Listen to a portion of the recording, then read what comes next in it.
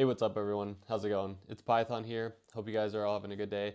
Today's video is going to be more of an informational type of video compared to my last one, which was the test out video and the first ever video on my channel.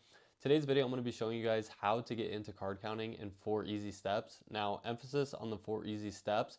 Again, it is 4 easy steps to get into card counting. A lot of people think you have to be a mathematician, a scientist, or something crazy to get into it and learn the skill. That is not the case. It really is as simple as 4 easy steps and combining a few little things along the way. It just takes repetition and practice to master these 4 simple steps, as you have to have a perfect game in order to make money in the long run card counting. So without further ado, we're going to get into the steps on how I think you should get started from step 1 all the way to step 4, and let's get into it.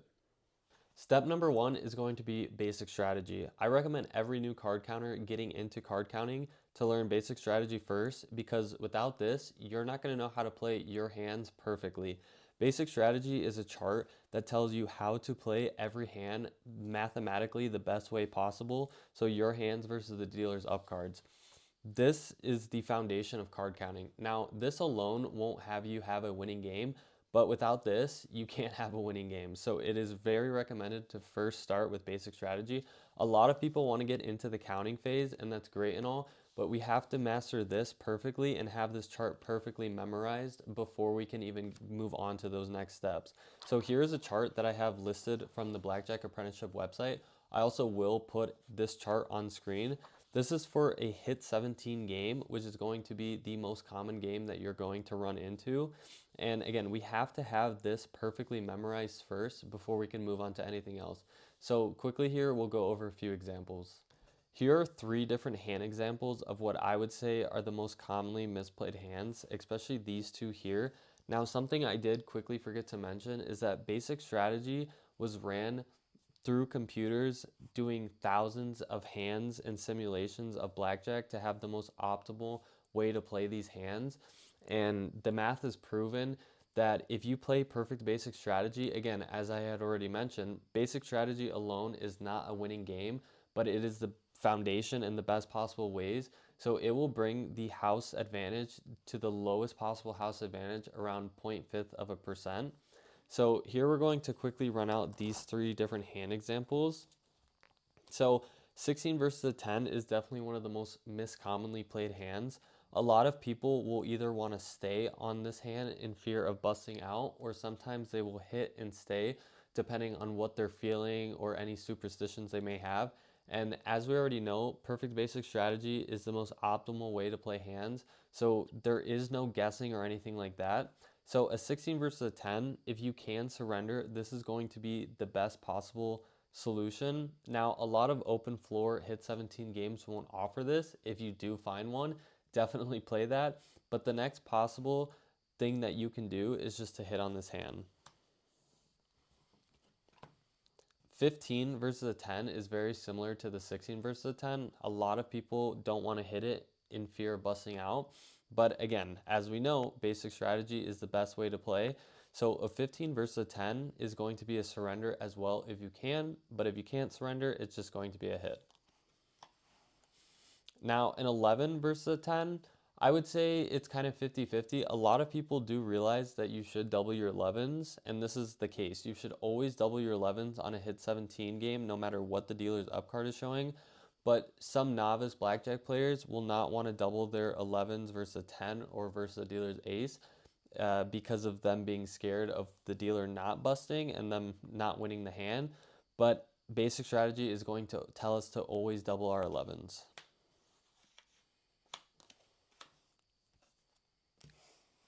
Now, this was only 3 hand examples of playing basic strategy, so anything can happen in one hand, but over the long run, the math is going to prove itself, and we just have to play and memorize perfect basic strategy like the back of our hand. The next step in your card counting journey, step 2, is going to be learning counting. So this, as you can see on the table, are all the different possible cards in a deck. Now, this system is called the high-low card counting system. This is one of the most easiest and effective card counting systems out there. This is also one of the most popular card counting systems out there. So getting into it, your 2 through 6s are going to be a +1.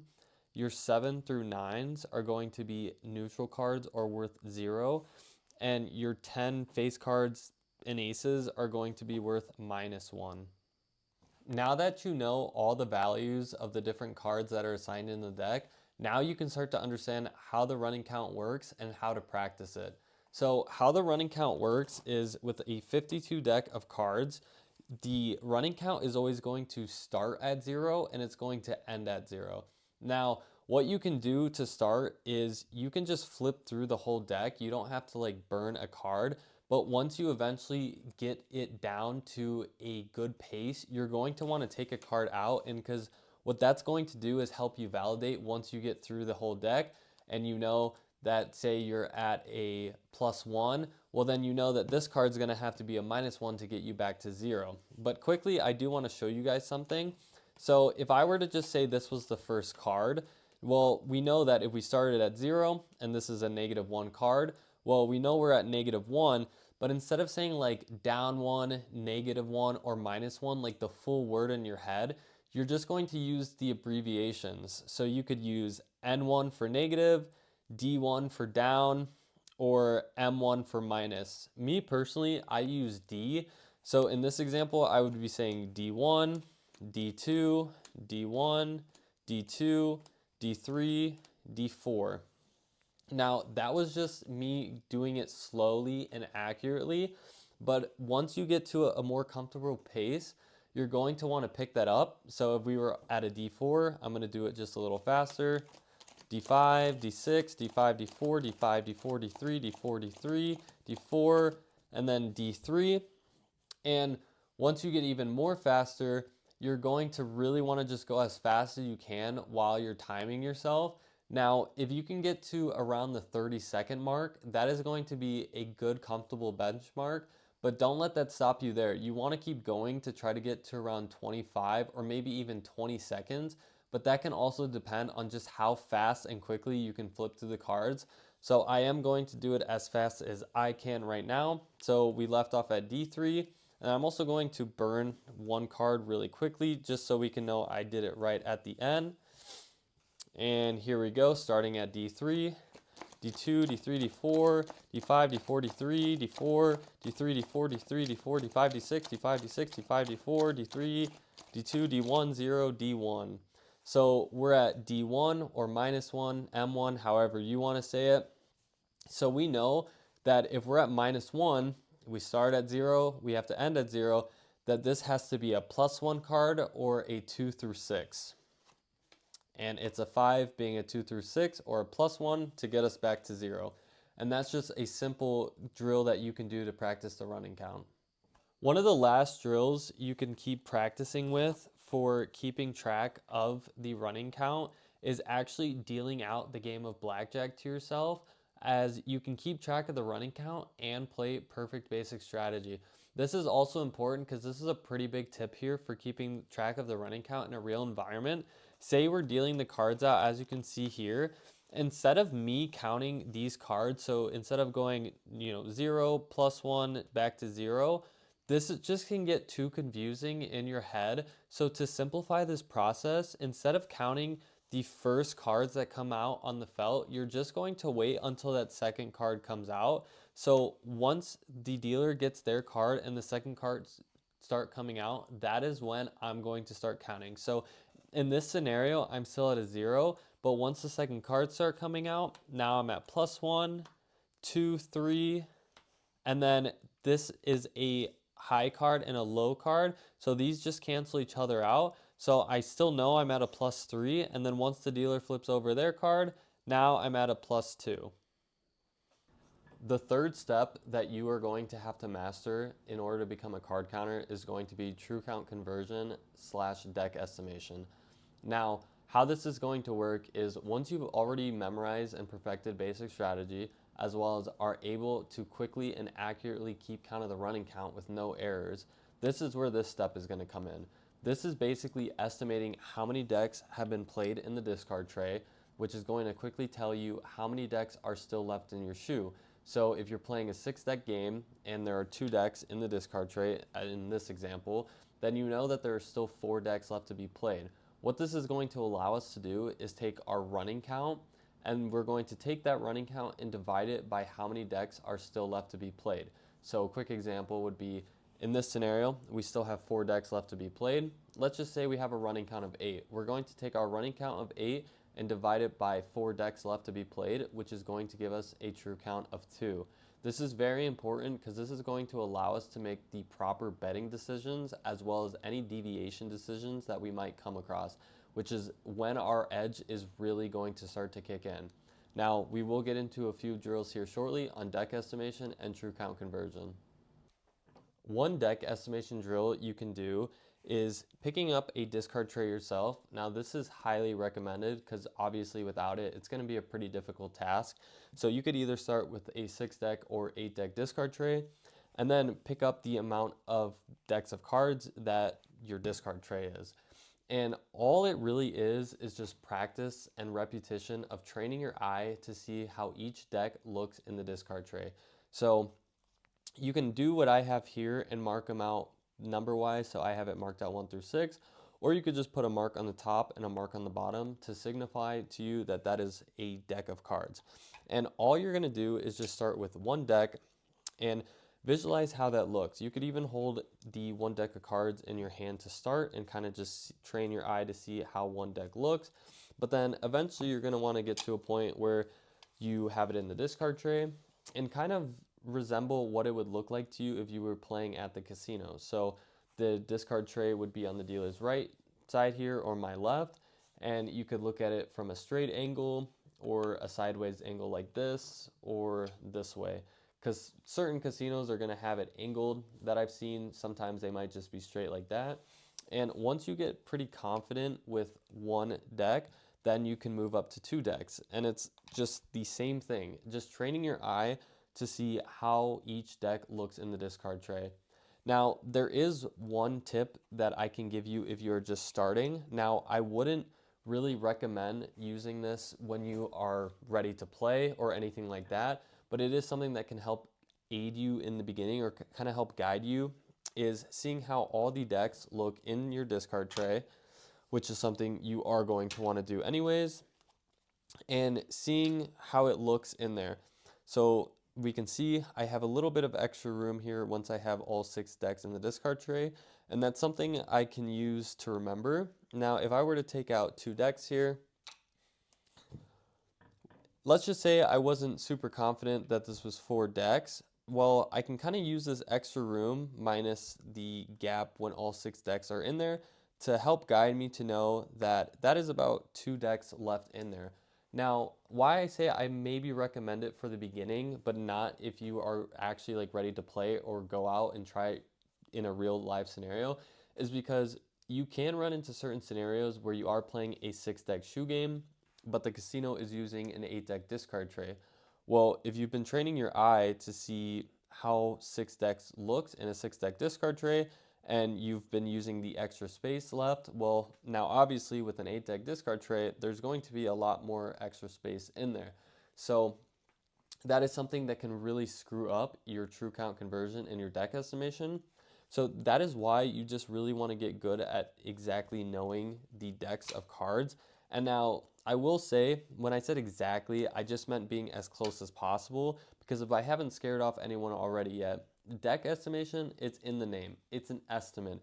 All you're doing is just trying to estimate how many decks are left. You do not have to be pinpoint accurate when it comes to it. So if I were to just take a deck out here, well, we know from the signal here that there is 5 decks in the discard tray. Well, if I were to just take out 2 cards, now we know it's not exactly 5 decks because we have the 2 cards out. So it's more like 4.98. But again, we don't have to be on the exact number as long as we are within a 13 card error of margin or around a quarter deck. That is totally acceptable and still a winning game. So don't get too scared with it. It really is just a lot of practice and everything like that. And once you get to the point where you are very confident in full deck divisors, you can, but it is not necessary, to move down to half deck divisors. Now, half deck divisors, in a shoe game like a 6 deck or an 8 deck game, it's really not going to be that useful until you get to around, 2.5 decks to 2 decks remaining. That's when it's going to provide the most value in your earning potential. But again, if you are just sticking to full deck divisors on a 6 or 8 deck shoe game, that's totally okay, and it's still a winning game. Now, when it does come to double deck, that is when you're going to have to use half deck divisors. Now, when it comes to double deck, it's obviously going to be a lot smaller discard tray, and it's not going to be as difficult to know how many decks are left with a half deck estimate, as well as when it comes to dividing your running count by how many decks are left to be played. You're not going to have super high counts or super low counts that could be possible with a 6 deck or an 8 deck shoe game. So that's definitely not something to worry about. But again, just get very confident and as accurate as you can when it comes to full deck amounts on a shoe game such as a 6 deck or an 8 deck. Lastly, before we get into the true count conversion, I will say when it comes to true count conversion as well, that you do not have to know to the exact decimal point. The good thing for us is we're allowed to round down. So let's just quickly say that you were at a running count of 13 and you had 3 decks left to be played. Well, if you divide 13 by 3, you are going to know that it's going to be a decimal point. I believe it's around 4.3 repeating, but that you do not have to know that. You just have to know that 12 divided by 3 is going to give you a true count of 4, and that you're in the middle of a true count of 4 and a true count of 5.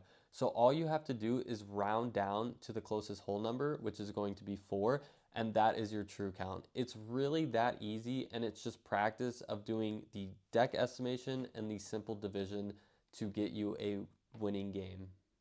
Now, quickly for the true count conversion drill, all you really have to do is take a certain amount of decks in the discard tray. So let's just say we have 2 decks in the discard tray, which means we still have 4 decks left to be played.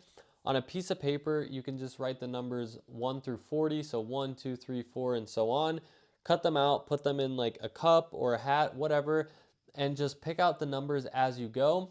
And so let's just say in this instance, I pull out a running 12. Well, I know that there's 4 decks left to be played. 12 divided by 4 is going to give me a true count of 3. And then again, you're going to run into those odd numbers sometimes. So let's just say you have a running count of 14 divided by 4. Well, you know that 12 was a true count of 3 and 16 is a true count of 4. So we're right in the middle. So again, 12 divided by 4, or sorry, 14 divided by 4. If I had to take a guess, I would say it is a true 3.5 or 3.4 maybe. But all you're just going to do is just round down. So you're just going to round down, as I had mentioned earlier, and it's just going to be that true count of 3. So that's one way you could do it. You could also go on like Google and type the numbers 1 through 40 and then just have it generate random numbers and just keep doing that with different deck amounts, or even just do simple division drills on a piece of paper if you can find worksheets out there that will be similar to running count numbers as well as the deck estimation numbers. And that's pretty much it. Again, there are other drills you can do. Just do whatever you think is the easiest to you. So now you are on to your 4th and final step of learning card counting, and that is going to be playing deviations. Now, how playing deviations work are mainly based on our true count, as I had mentioned previously. There are a few scenarios, like we will get into in this first example here, that it is based off our running count. So it is very important to know what is a deviation based off a true count and a running count. Now, I will say I'm not going to post any information or charts on the deviations. That's just not something I want to provide in my video. But I will say if you look out there, you can definitely find information on deviations. So I'm just going to go over what is considered the most valuable 3 deviations that help you a lot. So again, deviations are going to basically improve your earning potential. At this point, after mastering basic strategy, being able to keep track of the running count and do true count and deck estimation, you have a winning game, but deviations are going to boost your earnings of up to potentially 40%. That's if you were to really learn all the deviations out there, but there's only a handful amount that you have to learn that are really going to give you a significant amount, and anything more than that is just going to be little 1 and 2%. So you don't really have to learn all of the deviations out there. So it's not something to be too frightened about. It's very simple if you really put the work in, but it is something that you definitely do not want to be playing without. So I'm just going to quickly go over these 3 hands here. So again, it's important to listen to the keywords. So a 16 versus a 10, and again, this is if surrender was not offered. Well, we know if surrender is not offered that we would, basic strategy told us to hit our 16 versus a 10 always. But if we are in a running count of +0 or higher, then we would stay. So if we were at a +1, +2, +3, and so on, we would just stay in the scenario. And again, that's just solely based off the running count. Now, a 15 versus a 10, this is going to be a stay at a true count of 4 or higher. Again, I said true count, not the running count. Again, most of these are going to be based off the true count. So if we were, say, at a running 16 and we had 4 decks left to be played, that's going to give us a true count of 4. So instead of hitting, as basic strategy would normally tell us to do, since the count is high enough, we're more likely to bust than actually just by, instead of staying and then the dealer potentially busting, we'll win more times by just staying at a true count of 4 or higher. So you would just stay here. Now for this hand, this was just a random hand, but usually insurance, we would never take insurance. Now, even as bad as a hand is 6, because there are some people that do take insurance, and they usually think like the better their hand, the less likelihood they need to take insurance. Although that has nothing to do with the math of the game, I just still wanted to choose a very bad hand. So with a dealer's ace showing, basic strategy would tell us to never take insurance. No matter what type of hand we have, or if we have a blackjack, it wouldn't tell us to take even money. But if the dealer is showing an ace and we are at a true count of 3 or higher in a 6 deck and 8 deck game, then we want to make sure that we're taking insurance no matter what our hand is. Because if we're at a true 3 or higher, the dealer is more likely to have a blackjack, and we also are at a point where we have super high bets out there. So this is when it is most valuable for us to take insurance or even money if we were to have a blackjack. So again, it can be a little confusing because it's like, I don't know a reference for it, but like learning a language and then having to say certain sentences or something like that, and then having to learn a completely new language and say those sentences you learned in the new language. So it can be a little confusing at first, but I would recommend just going out there, finding the deviations and just writing them down like one by one and practicing them. Or if you can find certain phrases for them, like there is for the basic strategy, then you can come up with your own little phrases and learn it that way. And that is the 4th and final step of learning card counting. And that's it. Those are the 4 skills that you need to become a card counter or an advantage player. Now, you might be having a few questions on other things, and that's totally okay.